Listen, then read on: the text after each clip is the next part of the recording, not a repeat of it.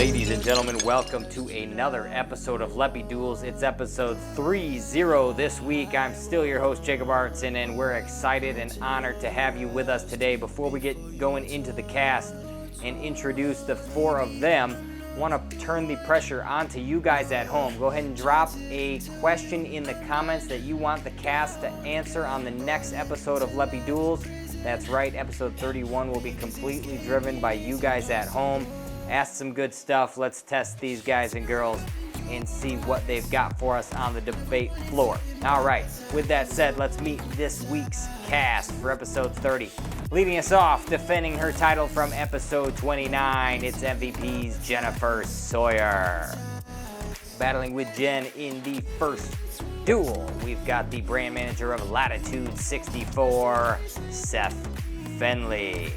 Continuing the trend of bringing back the same cast from the previous episode, the owner of Crew 42, Zac O'Heran. And rounding out the cast this week, the winningest member of the Leppy Duels cast, the brand manager at Great Lakes Disc, Ryan Frawley. Thanks for being with us, all four of you guys. You know the drill. Let's give the people what they want to see. Another great episode. Jen, you're going to be leading us off against Seth. Let's talk about the National Amateur Disc Golf Tour championship finale that happened this past weekend. Are the champions of this event, is it any indicator of some future contenders on the Disc Golf Pro Tour? Jen? Well, I do think that the NADGT, a lot of acronyms here, it gives a good platform for starting to experience that high media, high anxiety, prestigious feeling event that amateurs don't usually experience until you get into the pro levels. But what really matters is what you put into your game. So, um, if you look at any of the previous year championship winners, Kyle Klein is the biggest example. He won in 2018, but he didn't take a couple years until he actually started making a difference on the Pro Tour. So ultimately for AMs, it gives you tools and inspiration, but how you approach it and how you actually go into the Pro Tour matters more than what the NADGT does. So it matters what you put into it. You get what you get. Okay, Seth, what's your idea here? Yeah, so I think that it's hard to say that it is a good indicator for what is coming because, to Jen's point, it is sort of you get out of it what you put into it, but at the same time, we haven't had enough history there to really fully see what we are getting out of it. She mentioned Kyle Klein, so I'll go sort of in the opposite direction and talk about on the women's side. Uh, Aria Castorita is a good example of this. She came out, was on lead card at Jonesboro, and but she had won the NADGT twice actually. She won in 2019 and 2021, and she came out though, and it took her until 2023 before she had that first sort of breakout performance on tour. I think that the best sort of indicator is really where players are playing as they're going throughout their NADGT career, and so another good example of this would be Rebecca, the woman who won on the FPO side this week. Yeah, she was out playing Pro Tour events and actually somewhat competitive. And so I think it is a little bit of you get what you put into it, but it's also where you're stacking up against the field. Okay, so to further kind of dive into this and decide who's going to win this duel, do you guys think, you talked about Rebecca, Seth, do you guys think that this year's champions will have an impact in the immediate future on the Pro Tour in 2024, Jen? I don't. I love Rebecca. I apologize publicly to you, Rebecca. But if you look at other professional sports and the jump from, say, collegiate to the professional circuit, it is a lot more enlightening than you expect it to be. That jump is a lot bigger than you think. So it really is what you put into it. She has played the NADGT the year before, just as your example, Seth, that it took a couple years for anything to come out of it. On the FPO side, there's a lot smaller of a pool. On the MPO side, it takes a little bit more, and you'll see that in Kyle Klein. So the pool is smaller, and it shows even in the extended timeline that it really matters what you do with those championships, not the championships itself. All right, Seth, round us out. Can you win the duel here? Yeah, so I think that the thing here is just sort of looking at the historic empirics that come from it. And so Corbin, our winner this year, he has only played one Pro Tour event this year for a comparison, and he finished 112th at Waco. And sort of in the same vein, Rebecca played Pro Tour events, but didn't really cash at any of them. Even though she would have, I guess, been declining cash to be able to compete in this tournament. And so when you look at sort of those performances compared to where they finished, at this amateur tournament, I don't think that it gives us a clear representation. And it's really something that it takes more time than just 1 year to get out of. All right, well said from both of you guys. You kind of said the same thing ultimately. So to determine a winner here, we're going to have to go into the points that you had to back it up. I thought Seth had a couple more stats going forward, but I think the overall theme here is what Jen said, the learning curve and how that extends forward into future years where we might see the winners from this year make an impact, but in 2024, not so much. So Seth, I'm going to give you the edge here in duel number 1. Sends us to duel number 2, Zac and Brian. Black Friday's coming up. The holidays are coming up. So in your guys' mind, what's the best deal that the fans at home should be looking out for the holidays, Zac? Yeah, there's a lot of things that people at home are going to be keeping their eyes out for. Discraft, Michigan company, always comes out with some good stuff. But for me personally, looking into the future here and looking at what I'm most excited for personally, I really like what comes out of the local stores personally, like what I've seen come out in past years. For my personal experiences, Great Lakes Disc has come out with some awesome packages, mystery boxes, Christmas specials. So for me, I'm really looking forward to see what they're going to offer personally. And I think looking locally for people just watching across the country is always a good idea because you support your local business. For Great Lakes Disc in my community, they support the courses and the tournaments in the area, so I get a bonus because the money I put into it still comes back to me in that way. And I'm also through Great Lakes can support local players too using codes like 111786. Shameless plug there, but I think that's something I'm looking forward to. It comes back to me, and if you don't have a local store that you can support, you can always check out Great Lakes Disc. So for me, that's what I'm looking forward to. Zac's putting all the plugs in. Brian, what's your answer here? Zac's 100% correct, but he can't win the argument because he doesn't know this year's deals. And I'll take this next 54 seconds to announce Great Lakes Disc wonderful Black Friday deals. Why would you not want to support your local retailer, whether that's Great Lakes Disc or whether you have another local retailer? Go and support the business in your town that helps put on events or put on courses or talks to your parks board. Go for them, because at Great Lakes Disc you'll get 20% more in trade-in like you always have. We'll have wonderful mystery boxes like we always have. We have deals on Grip, authorized by them. We have deals on Zuka, authorized by them. We have MAP pricing on Jen's sponsor MVP, except for the Simon stuff. We have a wonderful array of used bags that will be going on sale. And one more important thing, but I'll let Zac have his rebuttal first. All right, Zac. He's just teasing you here. What do you got? Yeah, I'm very happy to hear that Brian is making my point exactly what I said. And he's going to be helping me make my point further by continuing to make awesome packages because he's going to help create those things. But we're both saying the same thing in regards to making sure you support your local area.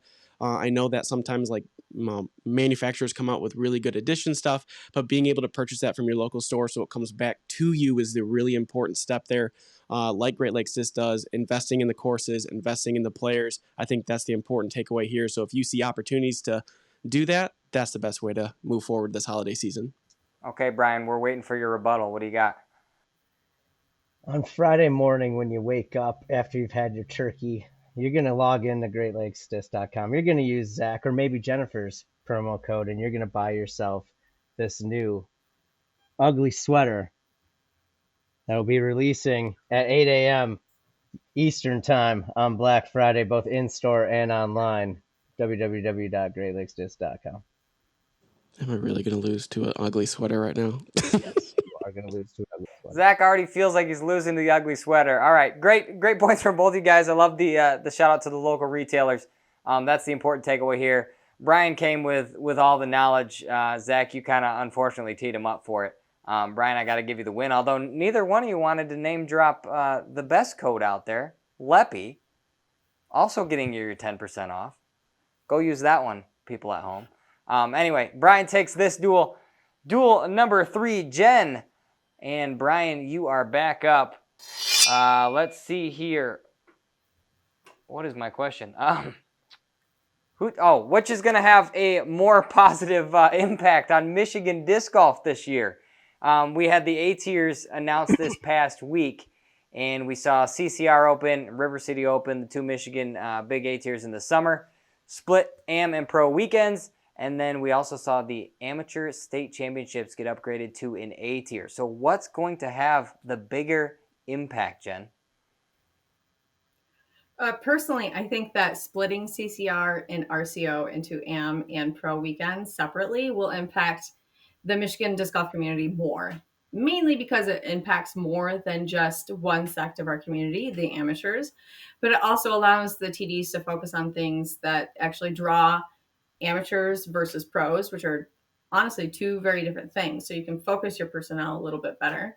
It also allows AMs to come and participate in galleries during the pro weekends, which is really great because it shows how much enthusiasm that Michigan disc golf really does bring.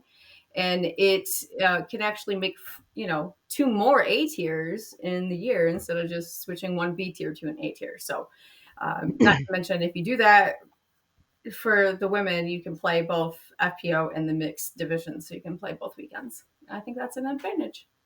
Absolutely. Brian, what's your take here? There's really no wrong answer here, so I think Jen was spot on. She missed the easy home run, saying when you split the event, you allow for the opposite end to volunteer for the opposite end. That was the easy home run point.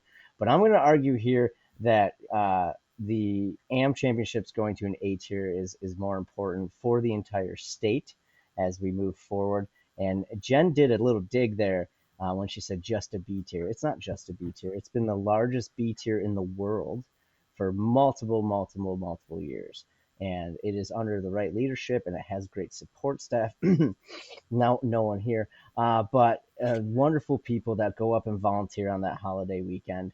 And having the players, the large volume of players, close to 600 players, get an opportunity to have an A tier run by a really dedicated group of people is what the bigger picture here is.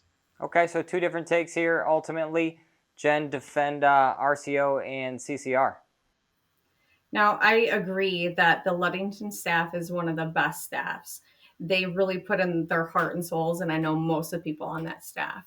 I say just a B tier for the argument. You know what I mean? As Brian says, it is the largest B tier in the world every year and has been. However, if you change that to an A tier, you're only giving advantage to one sect of our community, the amateurs. If you split RCO and CCR, then you're giving 2 more A tiers to our community, where amateurs can play up or females can play mixed. It impacts more of our community than changing one tournament to an A tier. And I think that is the ultimate, intent of the question. All right, so Jen responds to Brian. Brian, go ahead and respond to Jen. Yeah, so the splitting actually helps the AM states become an A tier even more. And it's more important because having pro for CCR on Labor Day weekend allows more people to come in through the travel, through the swing. Pros will hit D-Glow the week after. A lot of people travel with other partners that might want to play different events as well with last chance qualifying. That opens up even more. So when you look at Labor Day weekend, you now see a giant A tier for AMs and a giant A tier for pros, making our state more attractive. All right, great points from both of you. I'm going to go back to Brian's initial statement where he gave all the props to Jen and said there was no wrong answer. I appreciate Jen's hardline stance there, so we're going to give her the edge here in duel number 3. Sends us to number 4. Seth, you're up against Zach. we heard a little bit of clickbait media from another podcast earlier this week. Is that where disc golf media is headed, or can we maintain this community engagement media source kind of thing that we've had going? Jacob and Leppy Duels followers, you will not believe, you want to make sure you watch the next 5 minutes because you're going to find out exactly where Gannon Buhr is going this offseason. Clickbait, it's going to be here. Like at the end of the day, it's going to be here. And I guarantee you, in 5 minutes, you're going to hear the greatest pitches on earth as to where Gannon Buhr is going to go. And one of them is probably going to be true. That being said, the reality is that I think that we have a community that's going to help offset these things, but clickbait or the way that people phrase the titles or the words that they say in their videos are always going to be there because we're an attention-seeking people. It doesn't matter sort of what the sport is. At the end of the day, I think it's going to be there. Okay, Zach, what's your take on this one? Yeah, I think they will both exist moving forward. Disc golf is a sport that has a lot of room to grow, especially in the media side of things. We see in other sports as well, like in football, where you have like your main media organizations that kind of broadcast the sport itself, and that has the bigger following. But you still see a lot of people create side content where they talk about things. Right now on ESPN, there's like that podcast, I can't think of the kicker at Pat McAfee, right? Something like that. But he's like doing a podcast. He's doing hot takes all the time. So I think both of them work hand in hand. And as we move forward as a sport, I think we'll see those two things working together. I don't know what the final form of it will look like. It might look something like that. But we're going to see a lot of it. Seth made the point of, talking about, we're attention-seeking kind of community right now, and that's exactly what's getting eyes on the sport. So right now, it's not even a bad thing. Moving forward, we'll see how that shapes up in the long run, though. Seth? Yeah, so I don't know where Zach energy has gone, but it seems like he's pretty even keeled here, and I think that we need to sort of bring the heat. And bringing the heat is understanding that clickbait, that energy that you bring into the media is what everyone's looking for. And so I think I'm going to go in on clickbait media is definitely a direction that's going to be coming out in the media and sort of take a more hardline approach as opposed to Zach's point of it's going to be a mixture of both. Okay. Zach? Well, sure. Okay, let's break that down real quick. So Seth is saying he's taking a hard stance here, that I'm being kind of wishy-washy on it. I'm telling you that they're going to go together because they have to go together. I mean, we've seen this even from more recent coverages at Worlds. The way the commentators are directed to talk about it to boost up storylines. That's what we're doing right now in DGN. We're talking about things that offer clickbait opportunity. So we will see those things. They will work together. I'm coming across probably in his mind wishy-washy because we're already seeing that kind of go in that direction. And they will work together. We've seen pieces of it. So it's nothing new. It's just how much is going to be involved is what we're going to see in the future. And I'm liking it right now. Let's get more eyes on the sport. Let's see it.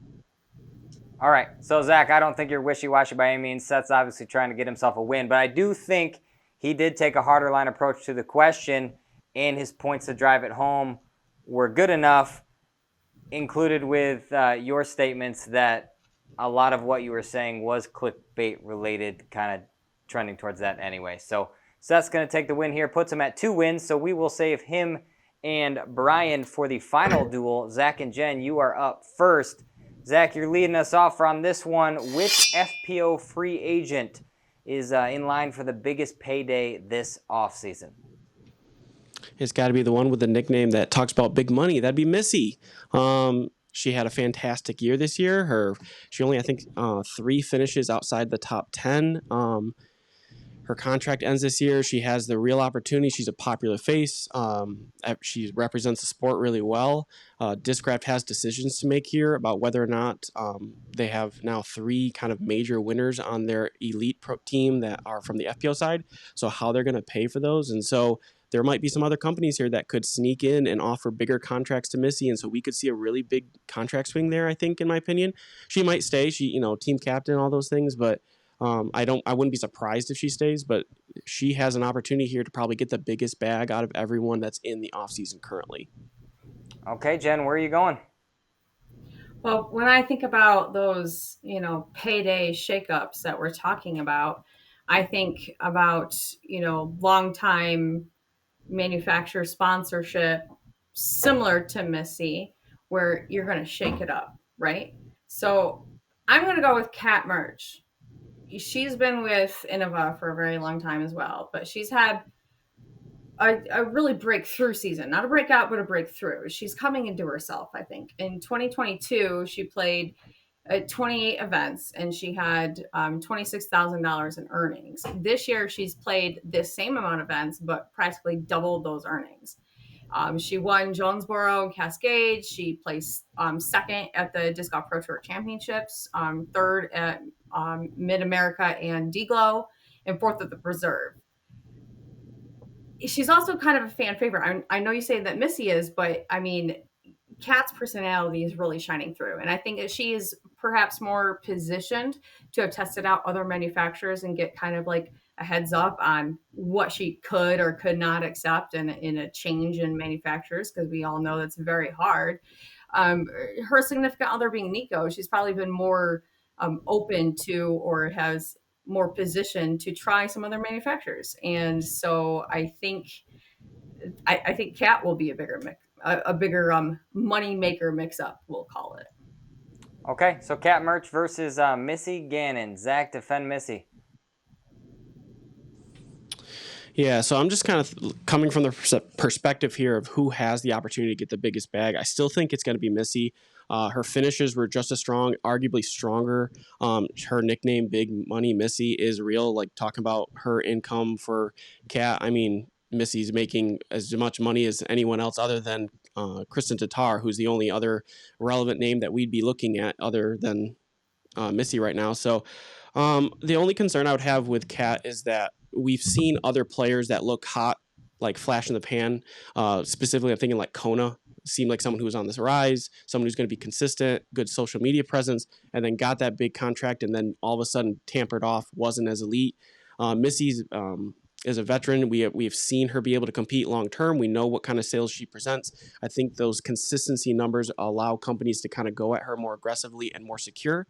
And I think that her popularity is still going up. So I think for those reasons, she's going to be the better option to get the bigger bag this offseason rather than Cat. Okay, Jen? I don't think Missy's going to leave Discraft. I think that Discraft knows what they have in Missy, and I completely agree in everything that you've said about her. Not that Innova doesn't see that in Cat as well, but when you have that trajectory up, I feel like Discraft has been comfortable with Missy. She had, I think, a 2-year contract, and she's a little bit older and she's a little bit more wise, we'll say. Not that Cat's not wise in her game, but there's something to youth, and I don't think Cat has really ever had that opportunity, and she is on the trajectory up instead of at the risk of a plateau.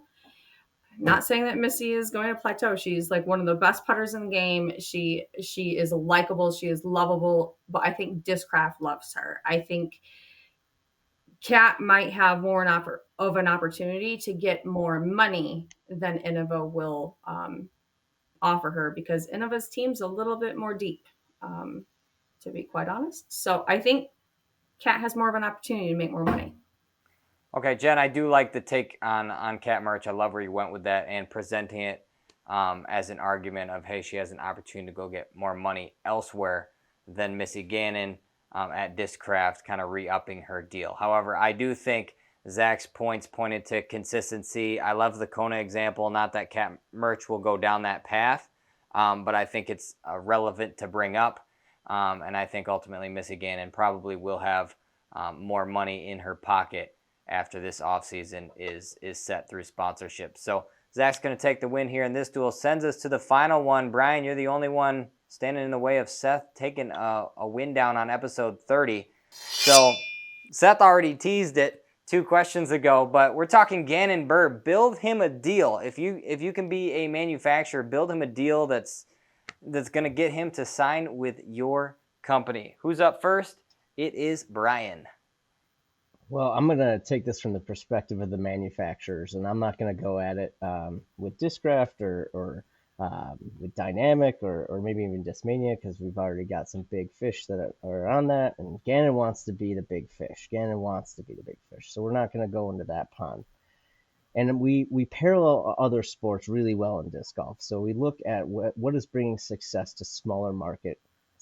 When you get a celebrity to kind of buy in, we look at Wrexham or with Ryan Reynolds, and we look at what this young Gannon could do to really shake up our industry.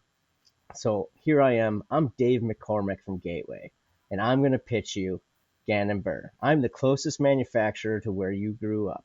I have a laundry list of molds, so many molds that you don't even know about that have been approved, well over 50. Plus, I produce 3 other companies' plastics. Oh, I heard you like a wide variety of plastics in your putter. Don't worry, I have 25 different putter variation plastics alone. We'll find you the one that works for you. Oh, and when it comes to the financial side, here's the kicker. I'm going to give you 48% of my company, and I'll explain more in my rebuttal what that does for you. All right, Seth. Awesome. So I'm glad that Brian decided to go outside of the box on this, because I think that I'm in a similar vein. So I went with a company that grosses over $300 million annually. It's a family owned business, much like a Gateway. The interesting thing, though, is that at $300 million, we know that that company is outside of the sport, so to speak. But they do make disc golf disc, and it is the running meme that I think is going to finally go away forever. And that is that Franklin Sports is going to come in and take their pickleball money and offer it to Gannon Buhr to be able to launch the official Gannon Buhr Franklin Sports disc golf lineup. We're not talking about the crap stuff that you get from Amazon. We're talking about the real deal stuff. And the reality here, and why it's going to be a little bit better than a percentage of the company that Brian's talking about, is that because Franklin is a $300 million company, they're positioned very well to give Gannon more money than any other disc manufacturer can. And they have the production capacity to be able to keep up with demand whenever this breaks the internet. Okay, I like both of your takes. Let's hear the 48% of the company, Brian. According to my inside information, Gateway's total value is about 2.2 million roughly. They don't own the building, they own a large amount of the machinery, and they produce a decent amount of stuff. They have high overhead with some of the plastic, and then they have some issues.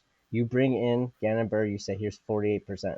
That value of that company in our disc golf world just doubled right away. Like right away, I'm Gannon Buhr. I've signed to this company. This is now my company. We've doubled their value instantly. We both become millionaires right away. And now we start doing the work. We put in the production. Gannon's got a great sense of personality. He can get out there, start marketing the Wizard, which is still to this day the best putting putter in the history of time. Okay, Seth, bring it home. Why is it Franklin? For over 75 years, Franklin Sports has been the bastion of professional sports. They're known for creating the gloves that are hand fit to every Major League Baseball player. They have the product development and production skills to take Gannon Buhr and make him the next superstar. The reality is that Gateway, while they are worth a couple of million, do not have the production facilities or really the capacity to be able to scale up at the rate at which Brian is pitching, whereas Franklin Sports does. And so I think at the end of the day, it's a very easy win for Gannon. It's a very easy win for Franklin. And it's a very easy win for disc golf because we get rid of the crappy night owl and those really cheap baskets that they've been putting out. All right, so this is an interesting one. I thought you both attacked it with some research and some numbers to back up your takes here. Brian, Gateway, I love the 48% pitch. I think that's especially, like you said, his value doubles overnight as far as value in that company. So that's a valid pitch. Seth, you're talking about pure infrastructure with Franklin, that they've been there, done that for other sports, and they can do it again for Gannon Buhr. I think on that reason alone, I'm going to lean towards Seth. But Brian, I did love the Gateway point. Seth, you're going to take the win here, clean sweep. What do you got for us? Yeah, so it's contract season, guys, and I think that it's a very interesting thing. Brian and I have been talking about it back and forth, just amongst ourselves, because Brian has a great team at Great Lakes Disc that he sponsors, and then I oversee the Latitude 64 team. And I think it's really important for anyone who's in disc golf who thinks that they want to be sponsored someday to think about the economics of sponsorship from the sponsor's perspective, and think about what it is that they're looking for whenever they're going to sponsor a player. And so, one of the things that you look for, obviously, is wins. Now, it's important to note that wins obviously aren't everything, but at the end of the day, if you're not Isaac Robinson, Calvin Heimberg, Kristen Tatar, all of these players sort of at the very top that are winning consistently, then a sponsor probably has a reason to not sponsor you, including if you're in the top 20 on the pro tour. There might be a reason why you're a better fit for one sponsor than the other. And so keep that in mind whenever you go to apply to a team, or you find out that it's harder to be sponsored than you thought it was. There are reasons why people sponsor players beyond just competition, though. And so if you don't think that you get it on competition, then the other things that you're looking for are things like how you promote yourself on social media. Now, it's no longer just okay to say, hey, I post about my tournament on social media. You have to do more than that. You have to be engaging people. I had a very interesting case where someone reached out to me a couple of days ago, and they're, hey, I have a great social media following. I'm out there, and I go and I look, and they have about 2,000 people following them on Instagram. And that's great for a person who's building their audience. But when a sponsor is going to sponsor someone, they're looking for someone with tens of thousands of followers if they're going to be sponsoring them on social media alone. If you don't have that culmination of performance and social media presence, or performance and charisma, then there's just not that much for a sponsor to go off of. And so I say all of that to say, when you're out there grinding, when you're out there playing, when you're out there thinking, what does it take to be sponsored? Be okay with the fact that over 99% of disc golf players are not sponsored, right? It is almost, the sport has finally grown to a point that it is the 1% of players that are sponsored. And just because you're not sponsored doesn't mean that you don't have worth in the sport. You do have worth in the sport. You have worth in the sport, whether it's going out and helping volunteer in your local community, or whether it's going out and actually starting to run your own events, or looking to maybe even start your own disc golf business. There's plenty of other things to do besides just wearing a company's name on your back. And I think that you have to be okay with that and realize that, because at the end of the day, if Brian and I had the capacity to, and if other manufacturers had the capacity to, we would sponsor more people. But it comes down to a nuts and bolts financial decision, and we can't just quite sponsor everyone. So I wanted to offer that sort of advice and those things to think about as we wrap up the podcast today. All right, thank you so much for that, Seth. I think those are wise words, especially from the brand manager of a major company like Latitude 64. So thanks for that. Zac, Brian, Jen, thanks for being here as well. Congrats to Seth on another win on Leppy Duels. Everybody at home, remember, throw a question in the comments for these fine ladies and gentlemen to debate next week. Episode 31 is going to be driven by your questions. So throw something down below, and don't forget to subscribe if you haven't done so already. Other than that, have a great weekend. We'll catch you guys soon.